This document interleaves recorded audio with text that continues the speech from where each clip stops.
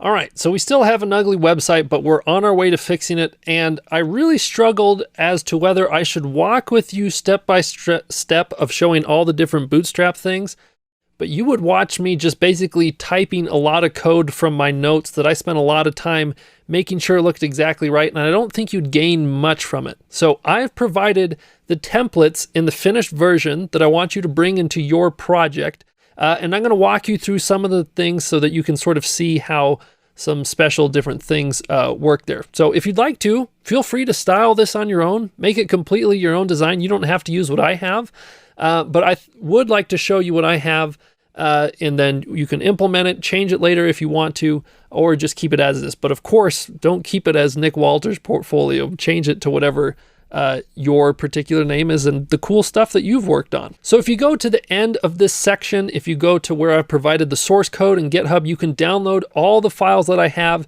And I want you to grab from there like the base.html, the all blogs, those different things. And you can even use the same images that I use, but really this should be about you, your project, your face. You don't want my face on your website, all those different things. But anyways, I'm going to show you how to integrate that here. So I've just have those files here on my desktop. So I'm going to open up Atom, and I'm going to, well, in fact, let's go ahead and do this. I'm going to take like my home and my base, which should be in the same place. I'm going to copy these, go into where I have those. So inside of my portfolio, templates, portfolio, there they are. So I'm going to delete those and then paste those in. So there's the new home and base. Then I'm also going to grab the all blogs and detail, copy these, come into my blog, app, go to templates, delete these two, paste that in. Now also I've got some static files here. So for example, I've got a logo and I've also got some CSS. So I'm going to go ahead and copy those two, bring those into my portfolio static. Go ahead and paste those in. And with these changes in place, if I go ahead and come back to the project here, look, there's all sorts of new stuff showing up here. Well, in fact, we've got to close out of these to get the new ones to show up. So if I now go look at my base, for example, you can see, whoo, there's a whole lot of different things here. So just let's go back to the page here. I'm going to reload, and wow, we have something really clean here. So I know it's a little bit of like presto, masto, woo, all of a sudden it's, working and it's cool now. But I'm going to walk through the different pieces there. And you can see change some of the stuff in my database. This didn't come through because I automatically pulled this between these videos. I did some work, and you can see I left one out, for example. So if I want to add back in the Zappy one, I'm going to have to go to projects and say add a project. And I'm just going to copy this from what I had before. So I'm going to say, Zappy Code website, and I'm going to take the same description, copy and paste that over. I'm going to use that Zappy picture, and then I'll say https://zappycode.com. Okay, so I'll go ahead and save this. So now on the home page, you notice there's nothing there, but when I reload, boom, look, things show up and we can click on this and whatnot. And if we go to the blog, oh, we have nothing there because I have something to show you. So with the blog, if you're just trying to fill in some example stuff, a really great tool is Lorem Ipsum. So if you go ahead and just search Lorem Ipsum, I think I maybe misspelled it wrong, LOREMIPSUM, but this is basically a fake language that you can use to fill in text on a website to make it look like there's something there. So there's some really great, if you search Lorem Ipsum generator, but that's like one of the first results here. So this is kind of cool. This gives you a little bit of background on this. Although I do want a specific one that has things like a P tag on it. So I'm going to say Lorem Ipsum P tag. Okay, let's see. Lorem Ipsum generator. Yes, this is a site I had used before. So this one, I can say like, I want 5 paragraphs, or shoot, why not make this something like 10? And I want P tags in there, I tags, Bs. And when you hit generate, it gives you all the text for this. So you can go ahead and say like, select all, copy this. So now I can go to my blog and say, for instance, or my admin here, I want to create a blog. And I'll call this like, what's new in Django 3? Question mark. Paste this in. I'll use today's date. Save this. So now when I reload this page, look, 0 blogs, 1 blog. And look, there's what's new in Django 3. We kind of have this at the beginning. When you click on this, it's the full thing. And look, there's the bold, there's the italicized, it's got the P tags. So it's kind of cool to get an example up and running quickly. Let's go ahead and do that for one more blog.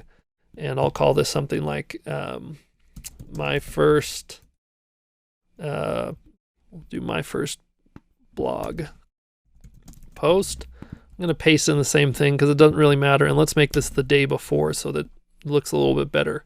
So I'm going to save this. Now when I reload the page, look, there's my first blog post and we can click on that. Kind of cool to see those two things there. Okay, so there's a couple of things that I want to walk you through here so that you have an idea about how they came to be. So the first one is, how do we make it so that up here when it says, Nick Walter, that it actually shows that? And if we go ahead and do a Command-Shift-R, it should be showing the actual logo here. So let's go ahead and take a look at that. So I'm going to go to Atom, and this is inside of the base.html. You can specify the title of the website by putting inside of the head tag here something for title. You also can specify what you want the image to be. And I had a space here. I'll change this for you so you don't have to do this. But if I save this and now reload, look at that. You get that cool little icon. So if you want one of these icons to show up inside of the tabs here in someone's browser, you just have to add a link, and then you say I'm linking an icon. It's type image/PNG. If it is a PNG, you'll have to change that if it's something else. But anyways, that's how you get that to show up. Also, I added a custom font here. So if you just Google fonts, they have an amazing selection of fonts that you can use instantly on your website. You can scroll through, so if you type something like Zappy Code is cool, you can see what it looks like in all the different fonts. And if you find one that you really like, you're like, oh, this one's cool. You can hit the plus here, and then you can simply just copy this into your head tag, which is the same thing that I did here.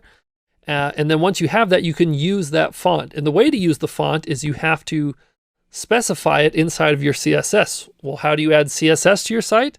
Well, you have to link to your CSS, which here you can see I have one, and I didn't properly, I got all these spaces, but I'm going to fix that for you. So it's this custom.css. You can see I said everything inside of the body should have the font family Lato, which is the font that I picked. So with this, and in fact, I bet the text will change once I do this. Yeah, look, when I reload, now it's that fancier font, and you can see it there. Okay, so that's how you can add a custom font. In the CSS stuff, you can see I did some stuff like this text is really big. I had to specify that by giving an ID to that and saying, it should be this big. And I did a couple of different things about resizing. This is saying, if it's smaller than this, then don't apply that there. So you can kind of see this in action. I think it's with the blogs, like with a blog post, as I shrink this down. Yeah, you can see how it sort of really changed size there a second. That all happens from what we have here.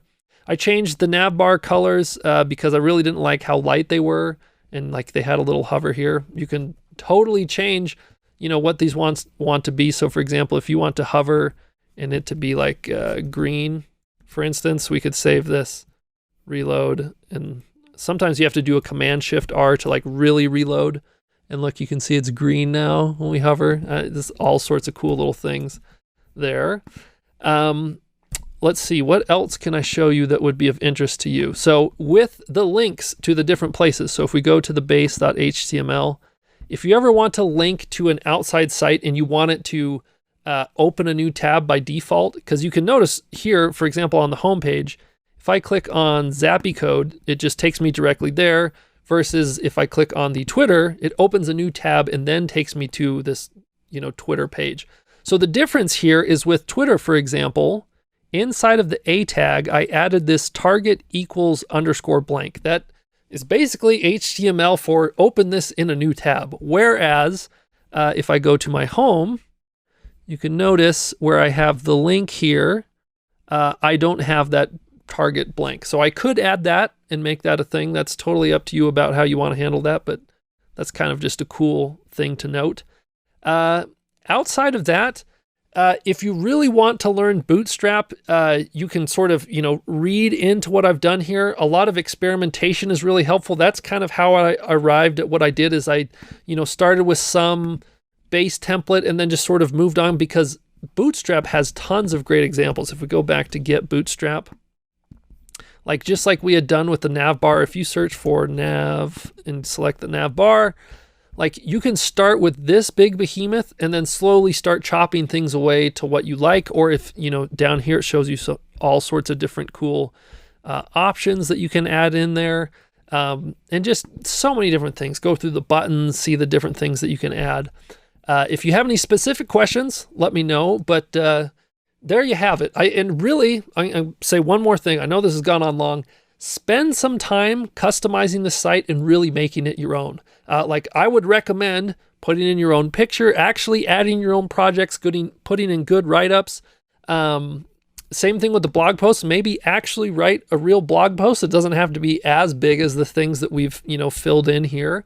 But the more that you customize this, the better. Because in the next section, we are going to upload this to the internet. And how awesome to have your own website that you can share with the world. So feel free to customize this however you want. You can change colors. You can totally change the design on this.